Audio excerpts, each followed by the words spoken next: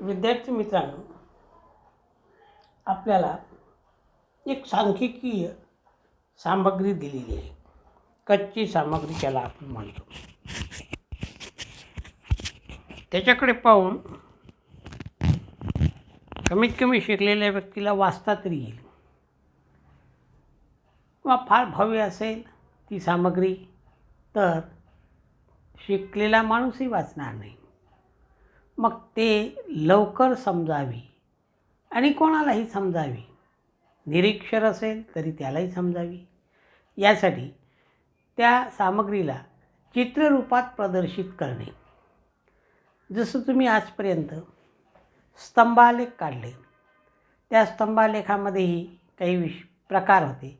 साधा स्तंभालेख, जोड स्तंभालेख, विभाजित स्तंभालेख, शतमान स्तंभालेख, असे वेगवेगळे स्तंभालेख आपण काढलेले आहेत आजपर्यंतही.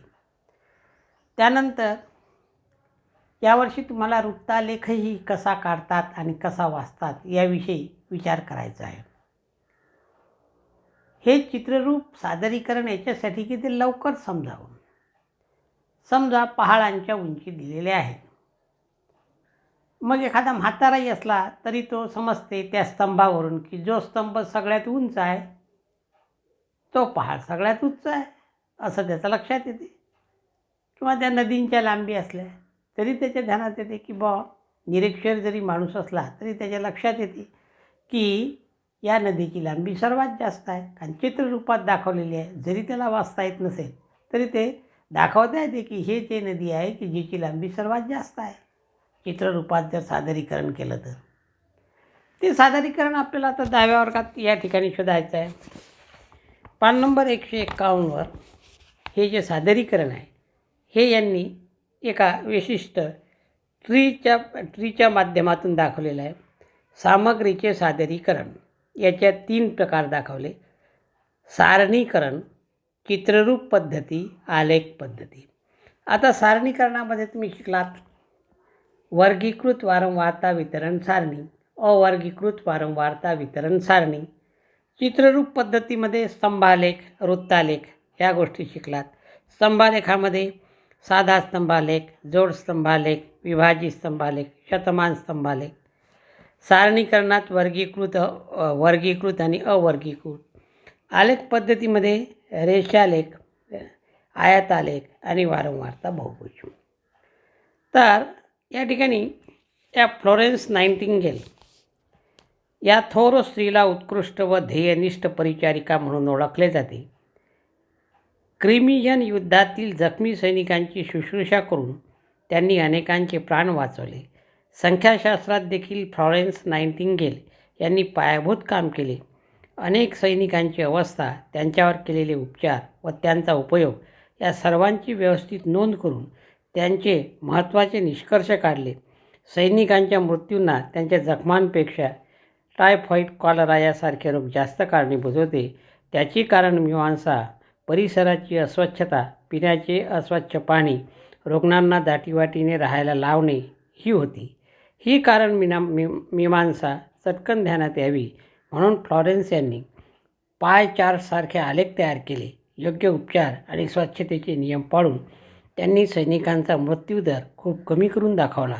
शहराचे आरोग्य राखण्यासाठी व्यवस्थित मलनिस्सारण करणारे ड्रेनेज आणि पिण्यासाठी सर्वांना शुद्ध पाणी आवश्यक आहे हे त्यांचे निरीक्षण नगरपालिकांना पटले. अनेक निरीक्षणांची केलेली उत्तम नोंद सांख्यिकीच्या आधारे विश्वासार्ह निष्कर्ष काढण्यास मदत करते हे त्यांच्या कामावरून दिसले.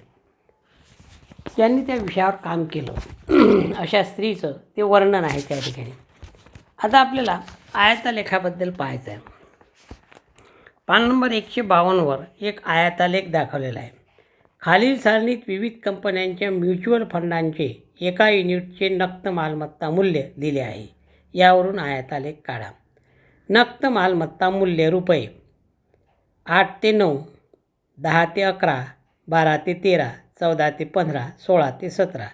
म्युच्युअल फंडाची संख्या 8 ते 9मध्ये 20, 10 ते 11मध्ये 40, 12 ते 13मध्ये 30, 14 ते 15मध्ये 25, 16 ते 17मध्ये 15. आता याचा आपल्याला आयतालेख काढायचा आहे. काय काढायचं आहे? आयतालेख. आयतालेख काढताना सगळ्यात महत्त्वाची गोष्ट ही आहे की दिलेले वर्ग हे सलग असावेत. कसे असावेत? सलग असावेत. आता या ठिकाणी वर्ग दिलेले आहेत.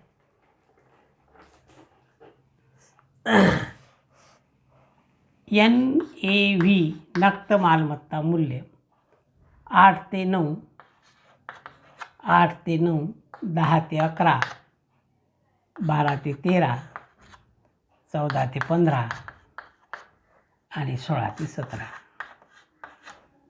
म्युच्युअल फंडाची संख्या, म्युच्युअल फंड संख्या या ठिकाणी आहे 20, या ठिकाणी आहे 40, या ठिकाणी आहे 30, या ठिकाणी आहे 25, या ठिकाणी आहे 15. आता हे वर्ग पहा. वर्ग पहा पहिले, हे सोडून द्या सध्याचं. वर्ग पहा. 8 ते 9, 10 ते 11, 12 ते 13 हे सलग नाहीत. सलग करून घ्यावे लागतात. त्याच्याशिवाय आयतालेख काढता येत नाही. आता सलग कसे करावे? सलग वर्ग. सलग कसे करावे? या 9मध्ये आणि 10मध्ये एकचं अंतर आहे. 9मध्ये आणि 10मध्ये एकचं अंतर आहे. समजा एखाद्या विद्यार्थ्याला 9 गुण मिळाले तर इथं मांडता येतील. पण एका विद्यार्थ्याला 9.5 मिळाले तर इथंही मांडता येत नाही, तिथंही मांडता येत नाही. मग तो 9.5 वाला कोठे गेला? त्यासाठी वर्ग सलग करावा लागतात. म्हणजे 9 आणि 10मध्ये एकचं अंतर असल्यामुळं त्याला भागेला 2 म्हणजे अर्धा. अर्धा इकडून कमी करायचा आणि अर्धा इकडून वाढवायचा. हा झाला 7.5, हा होईल 9.5. अर्धा कमी केला, अर्धा वाढवला. हा होईल आता 9.5, अर्धा कमी केला, अर्धा वाढवला, 11.5.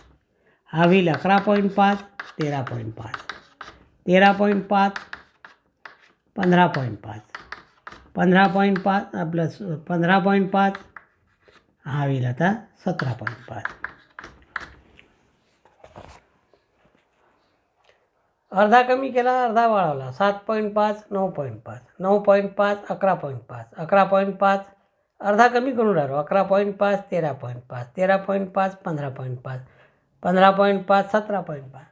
आता हे दोनही वर्ग एकच असतात, कारण या दोघांचाही वर्गमध्ये एकच येतो. आता या वर्गाचा वर्गमध्ये काढू. 8 अधिक 9 17, 17 भागेला 2,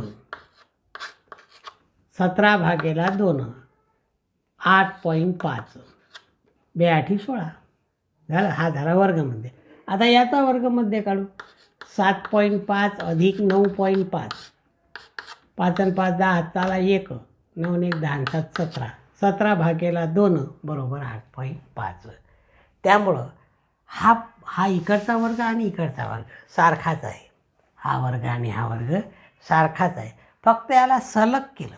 सलग याच्यासाठी केलं की आपल्याला हा आलेख काढताना एक्स अक्षावर हे एकमेकांना जोडून आले पाहिजेत.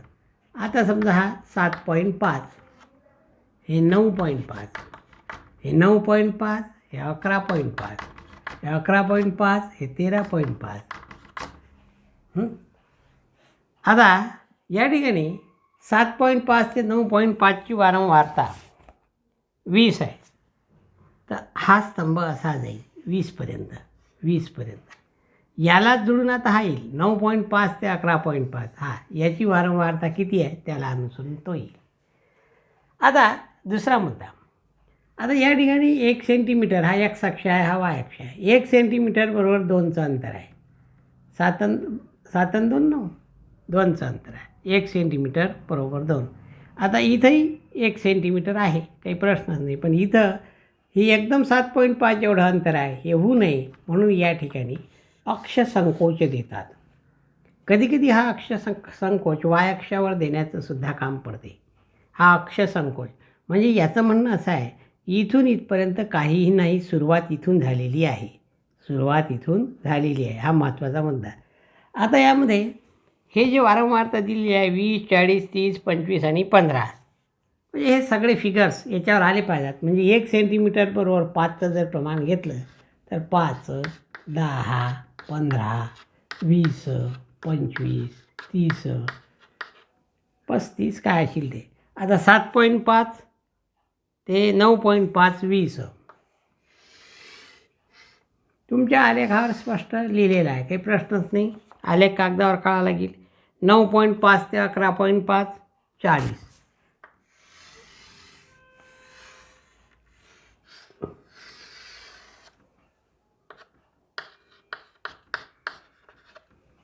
असे स्तंभ एकाला जोडून येतील.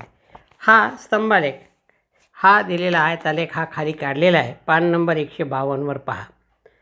एक्स अक्षावर या ठिकाणी हे वर्ग दाखवले आणि वाय अक्षावर त्याची वारंवारता दाखवली. 7.5 ते 9.5 याची वारंवारता 20 आहे, म्हणून हा स्तंभ 20वर गेला.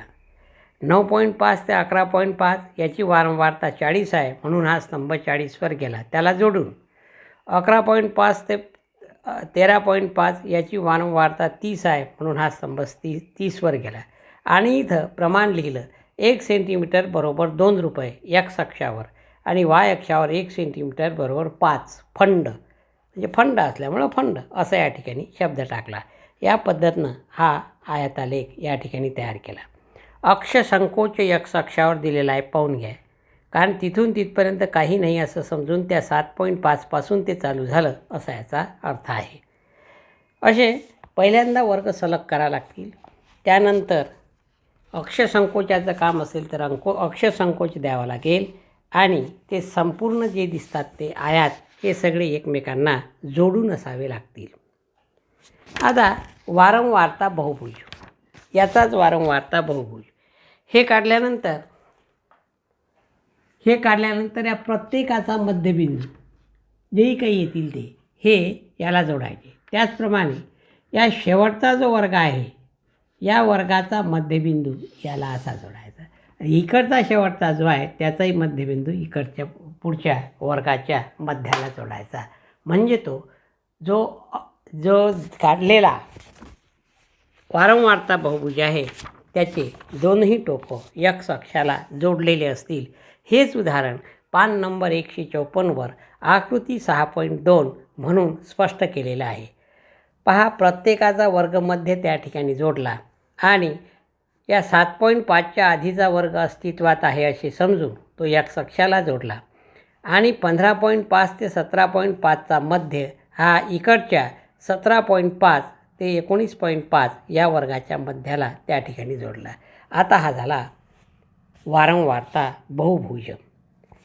आता या ठिकाणी समजा वारंवारता बहुभुज काढा पण आयतालेख नका काढू असं जर म्हटलं तर प्रत्येक पॉईंट या ठिकाणी तयार होते. पहा, पहिला पॉईंट जर म्हटला तर या ठिकाणी 7.5च्या अगोदरचा जो वर्ग आहे तो वर्ग या ठिकाणी त्याचा वर्गमध्ये जो असेल तो वर्गमध्ये आणि इकडची वारंवारता 0 याप्रमाणे 6.5 आणि 0. दुसरं 8.5 आणि 20. तिसरं 10.5 आणि 40. 12.5 30. 14.5 25. 16.5 15. 18.5 0. हे बिंदू काढायचे आणि हे बिंदू काढून हे परस्परांना स्केलपट्टीच्या सहाय्याने जोडायचे, जो 155वर दाखवलेला आहे. त्याच उदाहरणाचा वारंवारता बहुभुज. या ठिकाणी आलेख काढलेला नाही, आयतालेख काढलेले नाहीत. मग समजा कोणाला हे बिंदू जुळत नसतील, समजत नसतील तर त्यांनी काय करायचं, प्रथम हे आयतालेख काढायचे आणि त्यांचे प्रत्येकाचे मध्यबिंदू जुळून घ्यायचे आणि बाकीचं जे असेल ते समजा कल्पना करा की रबरानं खोळून टाकायचं. म्हणजे आयतालेख खोळून टाकायचा आणि वारंवारता बहुभुज राहू द्यायचा. हाही एक त्या ठिकाणी पर्याय आपल्याला शोधता येईल. असे हे वारंवारता बहुभुज अभ्यास या 6.5मध्ये सुद्धा तुम्हाला दाखवलेले आहेत. आता पुढचा पॉईंट आहे या ठिकाणी चित्ररूप सादरीकरणात एक वृत्तालेख नावाचा पॉईंट आहे. वृत्तालेख.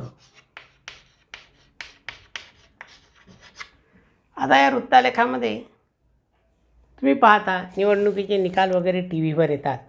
एक वर्तुळ असते आणि या वर्तुळात त्या पक्षांची नावं आणि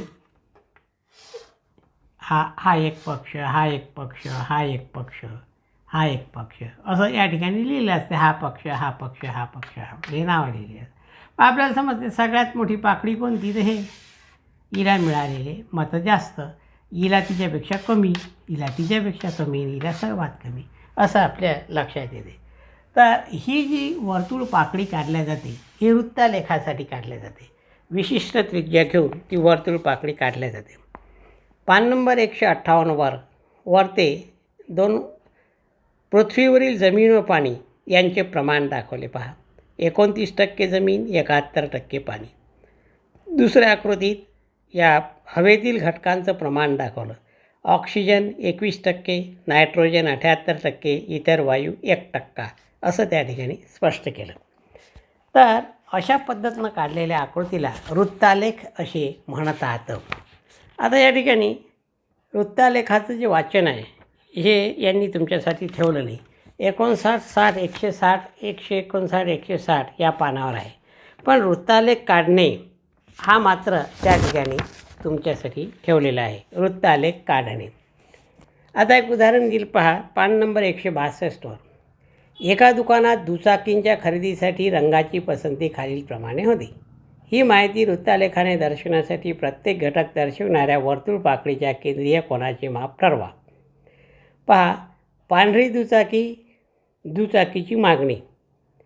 पांढऱ्या दुचाकीची मागणी या ठिकाणी दाखवलेली आहे 10, काळ्या 9, निळा 6, राखाडी 7, लाल 4, एकूण 36.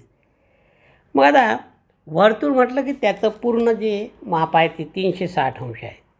ह्या 36 आहेत. 36पैकी 10 मागणी करणारे पांढऱ्या रंगाची आहेत. 36पैकी 10 तर 360पैकी किती? केंद्रीय कोनाचे माप थिटा. 36पैकी 10 तर 360पैकी किती? याला त्रैराशिक असं म्हणतात. हे या पद्धतीनं मांडतात. 36 एक 36, 36 10 10 100. म्हणजे हा कोन 100 अंशाचा पाहिजे असा त्याचा अर्थ. दुसऱ्या काळ्यासाठी आहे 36पैकी 9 तर 360पैकी किती? कारण वर्तुळाचं माप 360 हे आलं 90. असं निळ्यासाठी, राखाडीसाठी, लालसाठी या रंगांसाठी आलेल्या पाकळ्यांची या ठिकाणी मापं काढलेली आहेत. मग ही मापं वर्तुळावर काढायची कशी? एक वर्तुळ काढायचं कोणत्याही त्रिज्येचं आणि ते कागदालाही शोभेचं काढायचं आणि हे सगळं लिहिताही आलं पाहिजे. कोणत्याही त्रिज्येचं एक वर्तुळ काढायचं कर्कटकाच्या सहाय्याने. आता या ठिकाणी घड्याळाच्या काट्याच्या दिशेने जाऊ. पांढऱ्या रंगाची पसंती असणारे 100 अंश. एक त्रिज्या काढू कोणती तरी इथे. ही एक त्रिज्या काढली OA. या त्रिज्येला इथं 100 अंशाचा कोन करू. किती अंशाचा? 100 अंशाचा कोन. हा 100 अंशाचा कोन केला. या ठिकाणी लिहू पांढरा रंग आवडणारे हे जे आहे या ठिकाणी दिलेल्या उदाहरणात पांढरा रंग आवडणारे हे 100 अंशाच्या यानं दाखवायचे. आता 90 काळा. तर इथं पुन्हा कोन मापक लावून इथं 90चा कोन करायचा. 90चा कोन मापक लावून हा 90चा झाला आणि हा रंग आहे काळा. हा रंग आहे काळा. हा 90चा कोन झाला. त्यानंतर 60, 70 आणि 40 असे या प्रत्येक त्रिज्येशी करत आहे. या त्रिज्येशी 60चा कोन करा. हा या त्रिज्येशी 60चा कोन झाला असं समजू. हा या त्रिज्येशी 70चा झाला आणि मग 40चा झाला.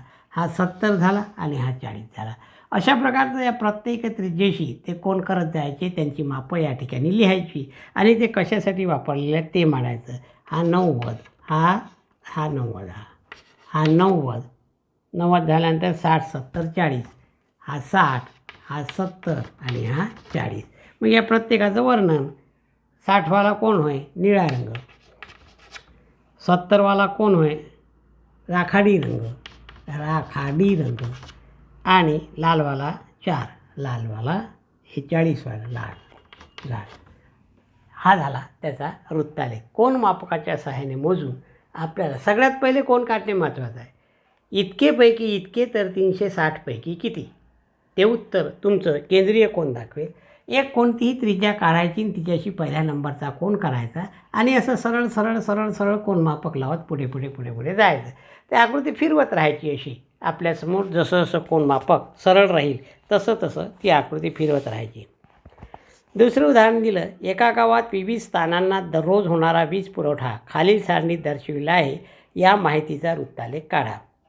कारखाने 24, घरे 14, वीज पुरवठा 1000 एककामध्ये दिलेलं उत्तर आहे. रस्ते 7, दुकाने 5, कार्यालय 6, अन्य 4. आता कारखाने एकक दिलेला आहे 24, घरगुती 14, त्यानंतर रस्ते 7, दुकाने 5, कार्यालय 6, इतर 4, एकूण 60. आता कारखान्याचा जर थिटा पाहिजे असेल केंद्रीय कोनाचे माप, तर 60पैकी 24 360पैकी किती? उत्तर आलं 144. 60पैकी 14 360पैकी किती? उत्तर आलं 84. 60पैकी 7 360पैकी किती? उत्तर आलं 42.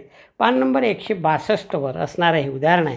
त्यानंतर 144वाला किंवा हा 24वाला कोणता तरी एक आधी काढून त्याच्या त्रिज्येशी संबंधित असणाऱ्या त्रिज्या त्या ठिकाणी शोधायच्या आणि ती आकृती काढायची.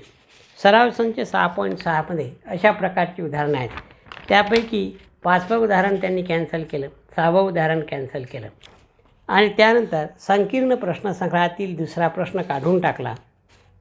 म्हणजे पहिल्या प्रश्नातलं दुसरं, पहिल्या प्रश्नातलं चौथं यांनी काढून टाकलं. त्यानंतर प्रश्नसंग्रह 6मध्ये 14वा प्रश्न हा त्यांनी काढून टाकला यावर्षीच्या अभ्यासक्रमासाठी आणि 16वा प्रश्नसुद्धा काढून टाकला.